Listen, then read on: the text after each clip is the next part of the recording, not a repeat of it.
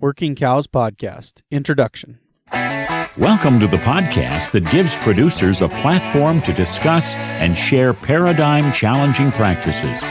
Practices that have increased the effectiveness of their operation and the joy that their families have received from this lifestyle.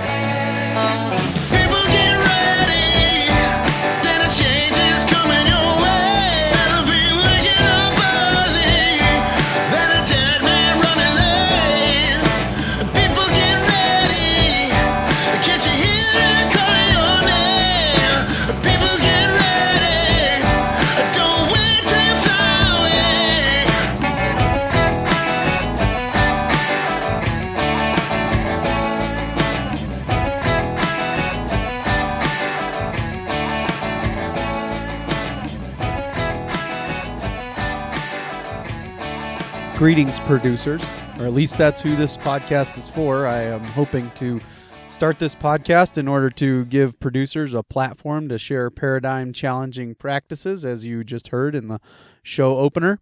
Hope that these paradigm-challenging practices will be things that can increase the joy and the profit and all those things that we seek to get out of ranching and out of managing livestock and managing land and managing people.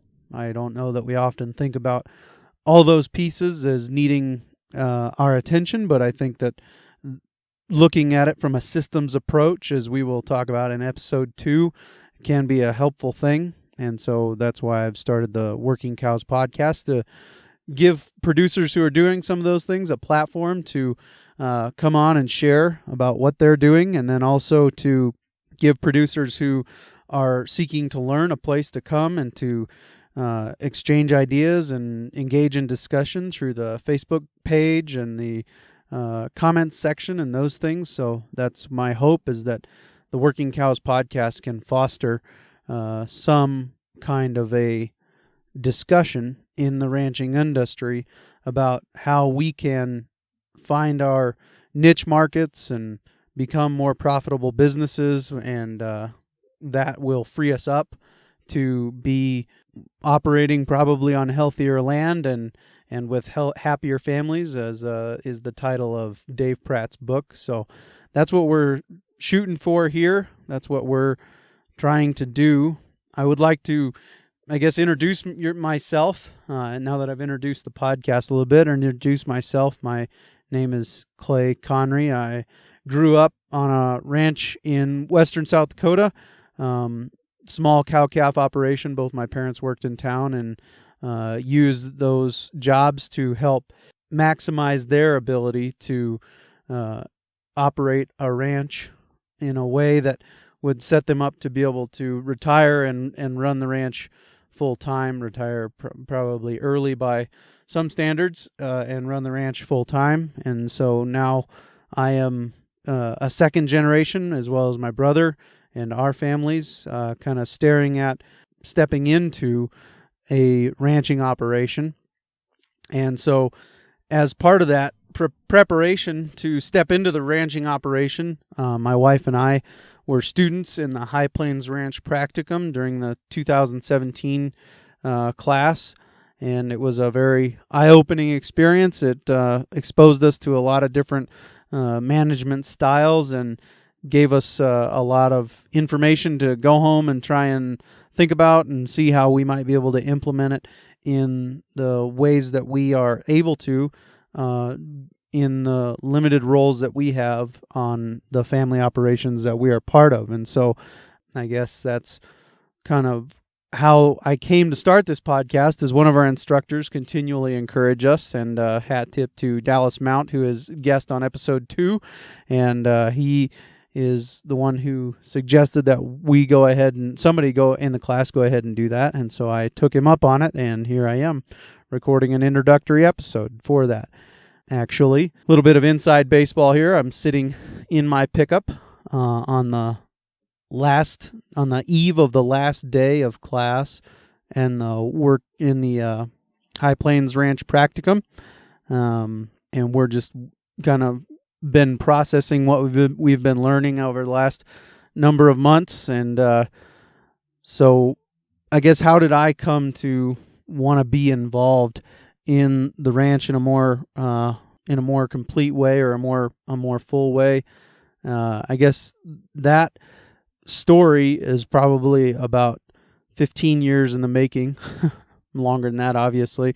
When I grew up, my dad, as I said, had a job in town, so after school it was chores and those kinds of things, and then on the weekends it was long days working with the cow herd. And so I didn't always enjoy it, and I somewhat resented the cows because I thought that they invaded in our weekends on in some instances. And so I didn't grow up loving it. I know I've been around kids. One of my oldest, for sure, really enjoys being on a horse right now. He's only 9 years old, so I think there is opportunity and time for the others to show interest as well. And I've seen other kids who did love it from a young age and stuck with it all the way through, but that wasn't necessarily how I grew up. I didn't enjoy it as much, but I went away to Bible school in Milwaukee, and somewhere around there, I spent 2 years going to school in Milwaukee. Somewhere around there, on my way back, I remember getting out of my vehicle and just smelling the freshness of the western South Dakota air, and just the deep contrast of that with basically inner city Milwaukee was where I worked at the Milwaukee Rescue Mission. And so that was, I think, the start of it. That was maybe the seed that grew into me wanting to be involved. And then I got involved in helping my dad calve out some heifers. I'd sleep on his couch and check his heifers at night, and helped out there. And that was maybe a little bit of water on that seed. And I didn't have a lot of time to be involved. I got out of Bible school in 2005.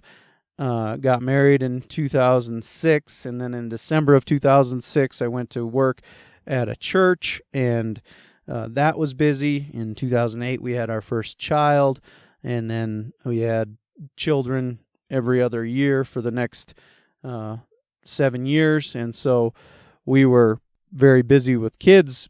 And on top of that, my wife and I owned a coffee shop for 10 years, and so we were very busy. But when I was able to be involved, I got involved in the ranch, and that was just brandings and calving mostly.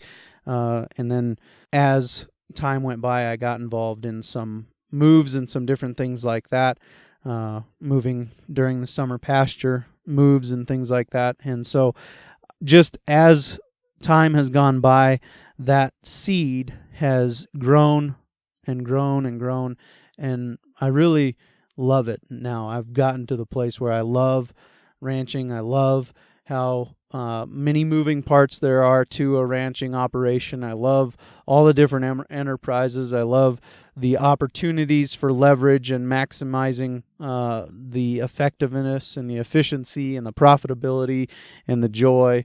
I love all those things. And actually, my 10 years of working at a church have given me some tools, I think, in the people management side of things too. And so I'm looking forward to maybe being a resource to the operation I'm a part of in that way as well. We wouldn't be freed up to be as involved as we are if my wife hadn't spent 10 years working very hard in the coffee shop. We just sold that, and now she's been freed up to be at home with our youngest two. And then I have gone part-time at the church, and I'm now working part-time for my dad. So I'm involved there 2.5 days a week, very hands-on, and getting to make some decisions and some practice, some things about how we're, some practices that we might be changing up. So that's just a little bit of my story, how I got where I am, and what led me to start the Working Cows podcast. The goal of this podcast is to release a new episode every Monday with a new producer or an industry leader, a thought leader in the industry, sharing some wisdom with you, half an hour or so the episodes will be. We'll try and get them out to you on a weekly basis. Just a shorter episode here to introduce you to the Working Cows podcast. There are 2 other episodes already edited and ready to go that you can go out and grab on the same feed where you found this one, workingcows.net. You can grab it there. You can grab it on iTunes and the Google Play Store, and wherever you go to aggregate your podcasts, you can grab the Working Cows podcast. But workingcows.net might be the easiest place to start looking and find some other episodes that interest you. Episode number 1 with Mary Jo Ehrman of Farming Without the Bank, and episode number 2 on the 4 pillars of a ranching operation with Dallas Mount are both up and ready to go. So go ahead and grab those, and we will be uploading a new episode every Monday for the foreseeable future. So keep your eyes open for those. See you next week.